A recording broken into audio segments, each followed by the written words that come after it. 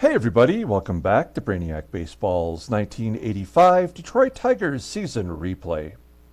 Today's matchup is between the Detroit Tigers and the Minnesota Twins at the Metrodome. On the mound for the Tigers today is Dan Petry, whose record is 12-3 with a 2.87 ERA. And pitching for the Twins is Frank Viola, whose record is 8-16 with a 5.16 ERA. Okay, we have won the first three games of the series. For most teams, that would probably be a pretty easy thing to do. The Twins are 41-90 with the worst record in baseball. I feel like we've struggled to win these games, although we've doubled up their score in each of those games so far. Yet I have this sinking feeling every time we start a new game and every time the Twins score first. That we're probably going to lose that ball game. And yesterday really wasn't any different. We had kind of the B team in there, and we had Chris Knapp getting his first start as a Tiger. He gave up a 2-run home run early, and I was like, oh, crap, this is probably not going to go our way.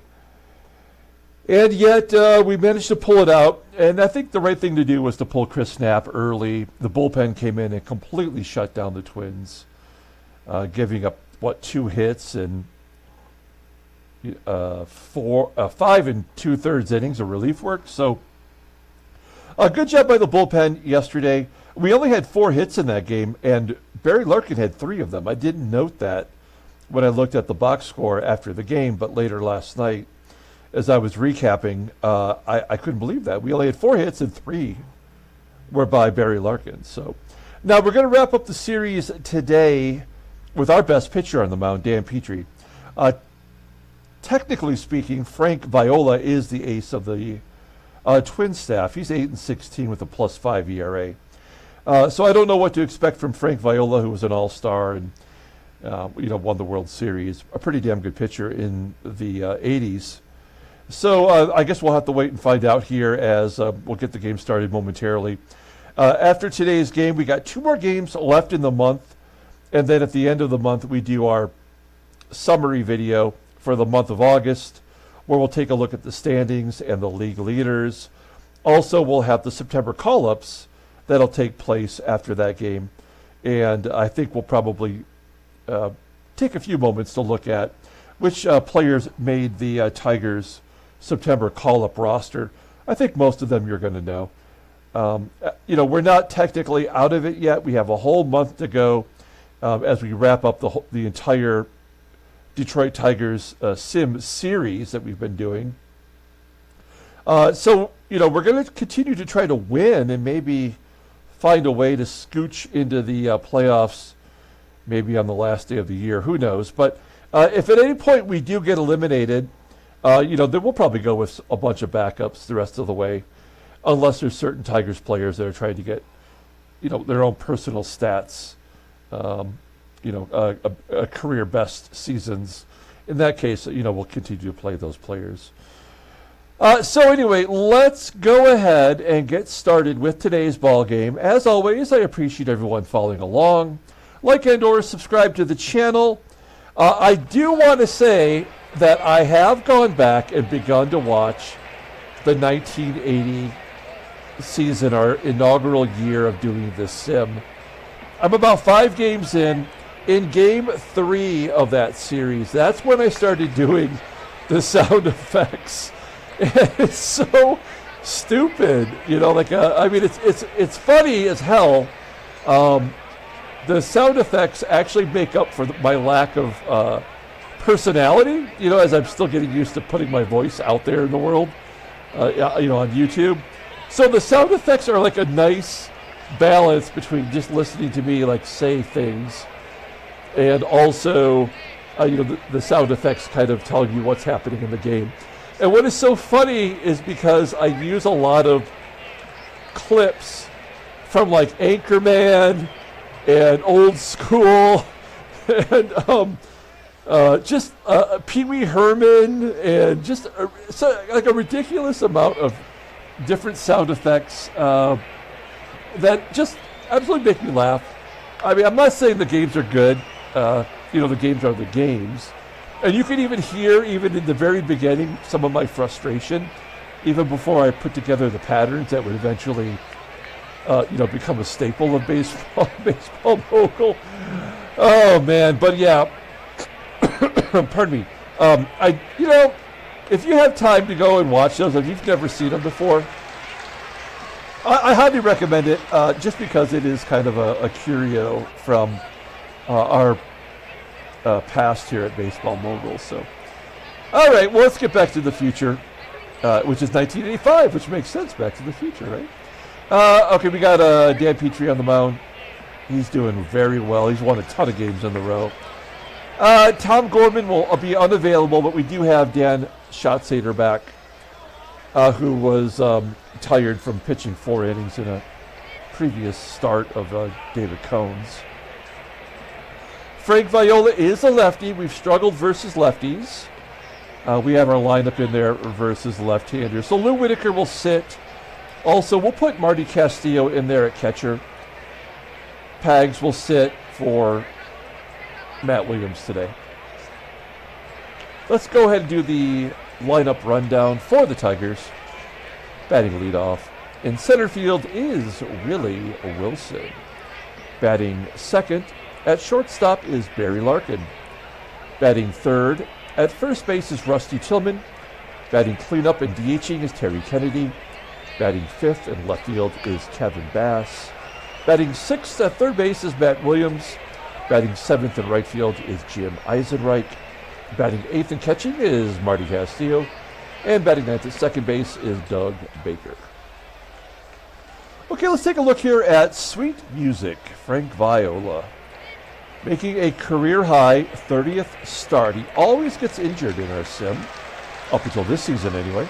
He's 8-16 with a 5.16 ERA, 139 strikeouts in 197 innings pitched.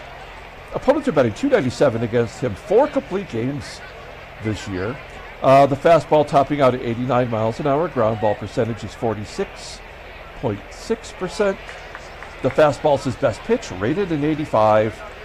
His only good pitch, technically. Overall rated an 84. He's only 25 years old. The left-hander is arbitration eligible at the end of the year. So they're going to have to make a decision on Frank Viola for a team that doesn't have any pitching anyway. I would imagine they would probably re-sign him. He's coming off a loss to Milwaukee, where he gave up 4 runs in 7 2/3. Previous to that, he did get a complete game against Toronto, giving up 2 runs in 9 innings. And he hasn't played Detroit yet this year. Let's take a look at the defense for the Twins. They're mixing it up a little bit. Oh, there's a Jimenez. We have 2 Jimenez in this game. One in left field, getting his very first start of the year. Eduardo Jimenez, 20-year-old who played last year. I'm guessing he is a Mexican League player that got added to our game. That's cool. So he's a terrible defender, though. And in center field, below league average is Alex Cole, of course. First, second, and third, all below league average. Houston Jimenez is at shortstop, which is his normal position. Gary Cooper back at third. And behind the plate is John Tamargo getting a start. He's only got a 74 arm, so we could run on him. It's always tougher when there's a lefty. Okay, here we go. Willie Wilson leading it off against Frank Viola. As I said, only 4 hits in yesterday's game, so gotta get the bats hot. Wilson flying out to left field. There's Jimenez making his first defensive play. 1 out. Barry Larkin, slow roller to second. Randy Velarde for out number 2. And Rusty Tillman makes it an easy 1-2-3. That's not the way I like to start, but it kind of feels like that's our trend. We go to the bottom of the first. Let's take a look here at the official Twins lineup for today. Batting leadoff in center field is Alex Cole. Batting second at third base is Gary Cooper. Batting third in left field is Eduardo Jimenez. Batting cleanup and DHing is Troy NEEL. Batting fifth at second base is Randy Velarde. Batting sixth and catching is John TAMARGO. Batting seventh at first base is Rob Nelson. Batting eighth in right field is Hosken Powell. And batting ninth at shortstop is Houston Jimenez. Okay, Dan Petry. Oh, this guy's been good. He's making his 23rd start. 12-3 with a 2.87 ERA. 87 strikeouts in 144 and a third innings pitched. Opponents are batting .222 against him. He does have one complete game this year. Fastball topping out at 89 miles an hour. Ground ball percentage right around 46%. He's got an elite level fastball rated at 90 and a slider rated at 82. Overall rated at 88. The 26-year-old righty is a free agent at the end of the 86 season. Look at his log. Oh, look at those dubs. And you know what? He's coming off a 7-inning performance against Seattle. And I remember we got down early in that game, and I purposefully kept Petry in there to see if we couldn't get him to win, and we did get him off the hook. I can't remember if we won that game, but it was against Seattle, so I'm going to say we probably did not. But he has won 8 decisions in a row. That's saying a lot. Okay, we'll take a look here at our defense. Technically, pretty solid. We got Castillo behind the plate with that 91 rating. Outfield is good all the way around. And our infield is diminished slightly because we do have Baker in there at second instead of Sweet Lou. And Matt Williams at third, who is much better at starting double plays than Pagliarulo is. Okay, here we go. Alex Cool. I almost called him Alex Cool. Alex Cole. We'll lead it off. He's got a 2-1 count and a base hit. And why does that always happen? We go out 1-2-3 against the inferior pitcher, and then they come out with a base hit. Okay, so how many will they score here? That's the question. Gary Cooper will take a strike, but Cole steals second. That is his 59th stolen base. That's a guaranteed, absolute 100% run scored.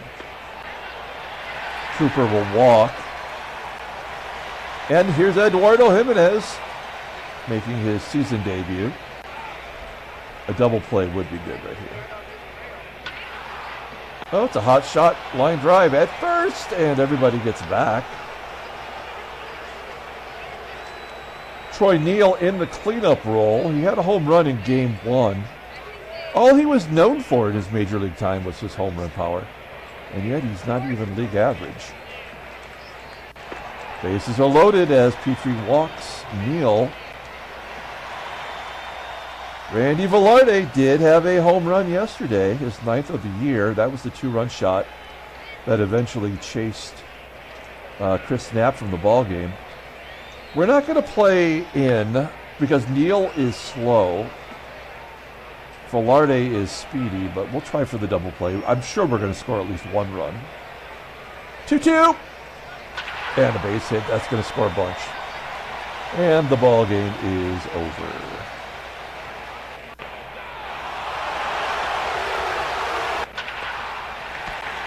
All right, 2-0. Terry Kennedy leading it off, flying out.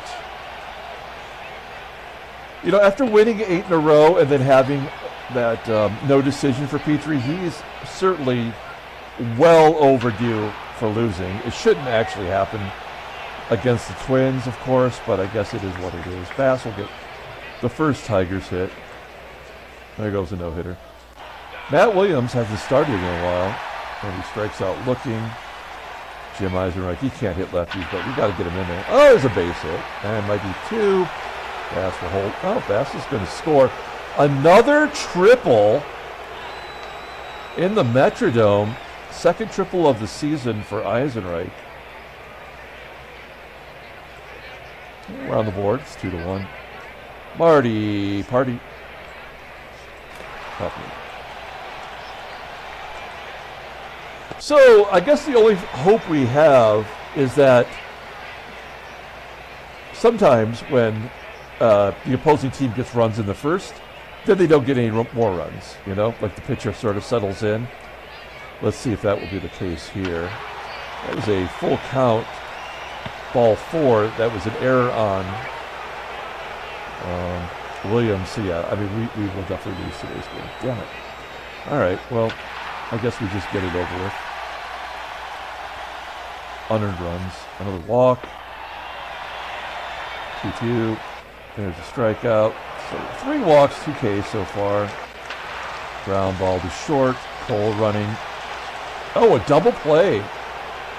That's a shocker. Top of third. Baker. Corson. And Larkin. Popping it up. Yeah. Great job, baseball mogul. This will probably be Petry's last inning if he cannot get any more runners out here in an efficient manner. Has another walk. Tamargo. A team that can't hit. Petry, our best pitcher, Cy Young candidate, has walked 4 batters. Another double play.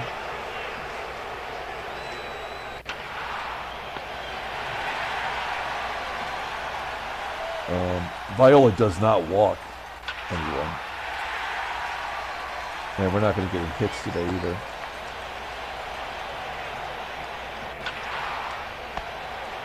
Okay, we'll send Petry back out there.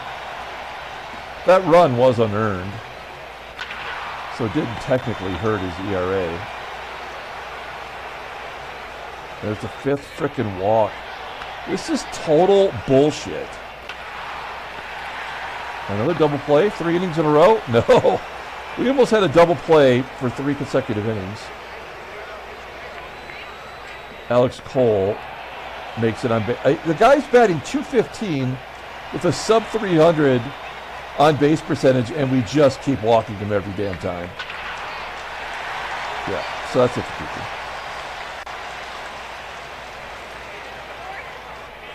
We'll bring in Paul Gibson, whose opponents are batting .400 against him as a left-hander. Walks another batter, Troy Neal. That'll get a couple more in. Oh, no. 4-1. We are simply playing it out here.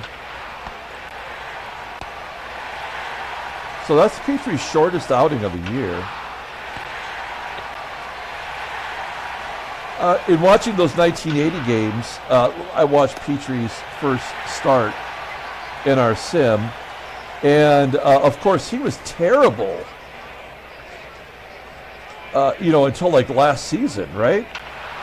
And so, like, not knowing that was going to happen, for years, we kept just running him out there and another goddamn walk. Just keep running him out there thinking eventually he's going to get good, and he wasn't until last year. That was another double play. We wouldn't have all the double plays if we didn't walk twice as many as we've given up hits.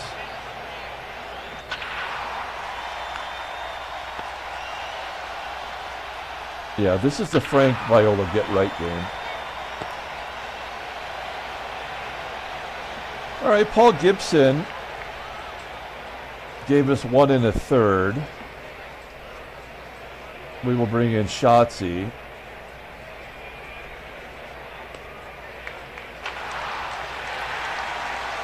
Yep. Like, lefties cannot get lefties out in this game. There's another damn walk. Cole popping up a foul ground. That could be an error.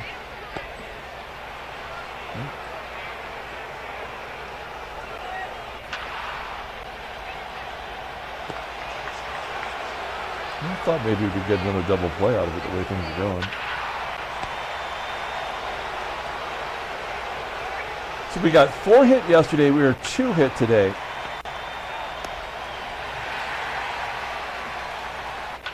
Yeah, our team is pretty much done as far as offense goes. Kevin Bask, he gets his second hit. He's got 2 of 3.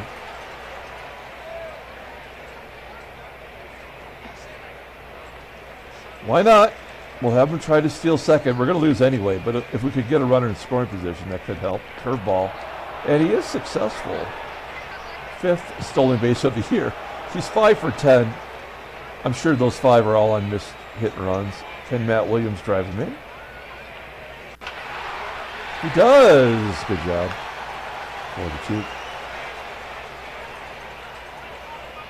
And Jimmy Ice. Oh, is that infield single? Oh, that's a low blow.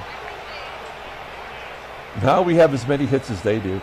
And with one swing of the bat from Marty Party, who does not have a home run this year, despite having plus average power.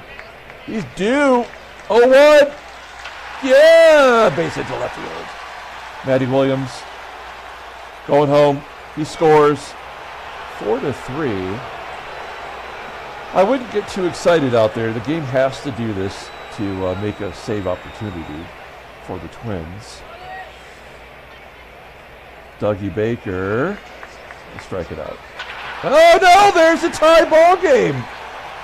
What is going on? And Castillo's out at third. Even though Alex Cole had a 68 rated arm, he throws out our backup catcher.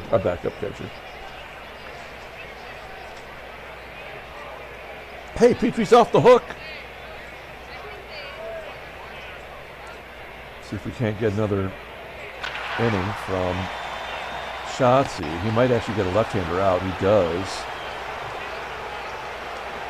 Randy Velarde. Base hit to right. Have you struck anybody out? Switch hitter. Tamargo. Stop. For out number 2. We're going to guard the lines. Probably a little early in the ball game to do that. But Velarde's got good speed. I don't want to double down the line to score a run.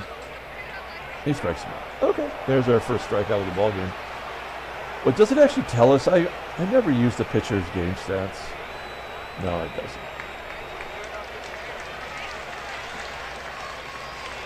I do kind of like having this up, right? And it looks kind of cool. They should have more stats or better stats. I mean, how hard would it be for them to program, RBI in there? Or something, or on base percentage, or have you choose. Like, what's wrong with having you choose? All right, we go to the 8th inning. The game is tied. Twins have yet to make an error despite all the 70s on the field. And our top 4 guys, our best guys, do not have a hit today. So we're due this time through. No? No.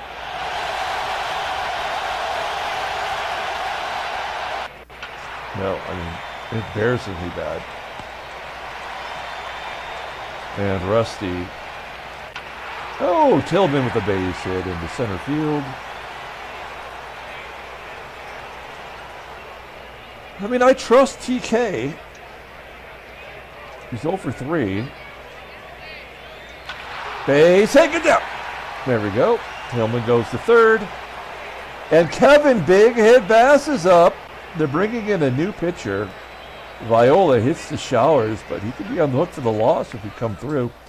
Euphemia, 1-6, 312, more walks to strikeouts. Not a bad pitcher, though. He does have a pretty good changeup. I feel like we've seen him every game. Well, this is the 3rd out of the 4, and he gave up 3 runs in one of those games. Okay, Kevin Bass, he's going to turn around and bat left-handed. This is his weak side, though. 2 for 3, has a stolen base. One count and a routine ground ball. Gets us out of the inning. Okay, Schatzader does the gerb. We'll bring in Jeff Montgomery. This has been a shaky period for him. I mean, a 3 ERA in the last 20 appearances isn't that bad. He does have 3 blown saves and 3 losses. And that's not what you want. Here's Hopo. Hosken Powell. Ground ball to short. Man, if Larkin would have made the error there, I would have been a little ticked off. Jimenez, Houston Jimenez, ground ball to third. And we're back to Alex Cole. I hate this guy. I mean, he's batting .216. Okay, his on-base percentage is over 300, and he has walked a lot, actually. He's got a pretty good eye. But if he gets on, he's absolutely scoring. So we gotta lock this down. Lock it down! Cole pops it up. All right, drink the coffee.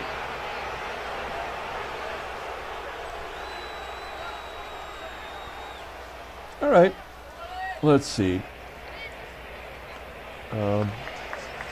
Matt Williams coming out for Mikey Pags, doing the lefty-righty thing.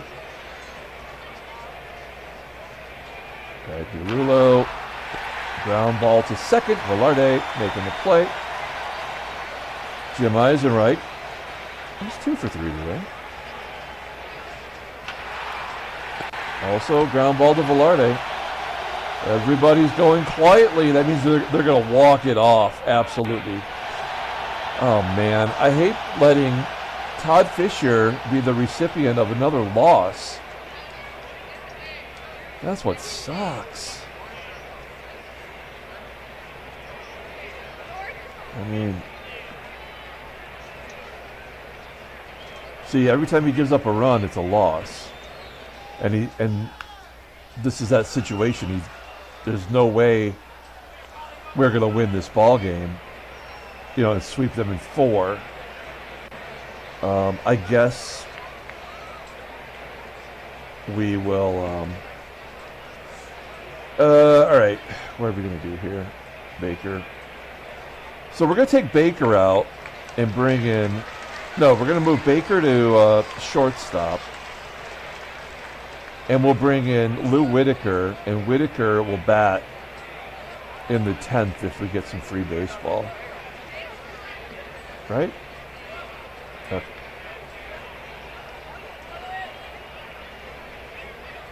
All right. That's our best defensive alignment there. Here we go. One swing of the bat, and it's over. Line drive to the left. There's got to be an error here or something.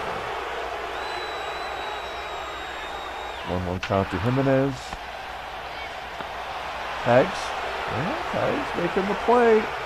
Troy Neal, is he going to walk it off? He's got to, right? No, I guess you're going to walk him. That makes sense. We have to guard the lines. Randy Velarde. I mean, there's no way Neal. They should be pinch running here, absolutely. Randy Velarde, 2-2. Ground ball to second. Error on Whitaker. Okay, we've got free baseball. I mean, we haven't technically lost yet. Dougie Baker. All of a sudden, Frank Euphemia is the best pitcher in the American League. 0 for 5 for Willie Wilson. Who'd have thunk that?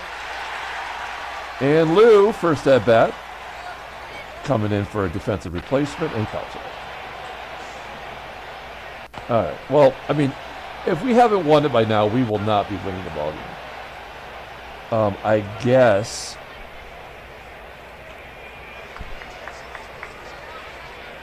I trust Carl Willis over Terry Taylor. Carl does not have a loss this year. That is a problem. John Tamargo, 0 for 3 with a walk. 2-2. Fly ball. Oh, that's the ball game. How was that not caught? That's it. That's it. We won't even guard the lines. Ground ball to second. Yep. Oscar Powell, 0-2 count, and the game's over. I mean, it was over. That was so obvious. This game blows. I mean, it really does. I mean, we were never going to win that ball game. It's nice that they made it entertaining, but that game was over in the first inning when they scored. It was over. The game was over when we won the third game of the series. That's when Game 4 was over. Because there was no way we were going to sweep that series. And the loss puts us 8 games back. And that also breaks up the 9-game losing streak for the Twins. There's a Nat in the league. And headline news. Yankees added to the lead, who cares? And Frank Viola injures himself, as he's prone to do. And Roy Branch injured again. He's going to miss a start as well. All right, we'll pull up the box score and get out of here. Thanks for watching, guys. Like and or subscribe to the channel, please. I mean, player of the game, it really shouldn't be anybody. I guess I'm going to give it to Kevin Bass. He had 2 hits and a stolen base. They did not make one damn error, despite being so far below us in quality of defense. Lou Whitaker has given up. I can't pull up his numbers. He has got to have more errors than any other second baseman in the game. Carl Willis took the loss because there was no one left. He had to take the loss. Frank Ufemia gets the win because he had to. He went 2 1/3 innings, did not give up a hit. They didn't walk one person. We walked 10 batters. They walked none. This is like watching a NBA game in which one side gets all the free throws and the other side gets none. No penalties were called. It's just total bullshit. There was no way we were going to win that game with our best pitcher on the mound. That's why Baseball Mogul sucks.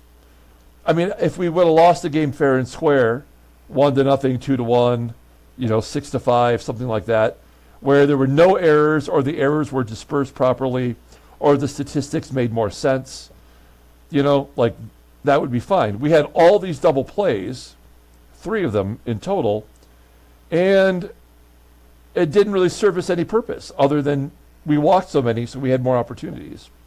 That's why Baseball Mogul is the worst sim game on the market. All right. We've got 2 games left in the month. We'll be back tomorrow. Try again. Until then, everyone, have a great day.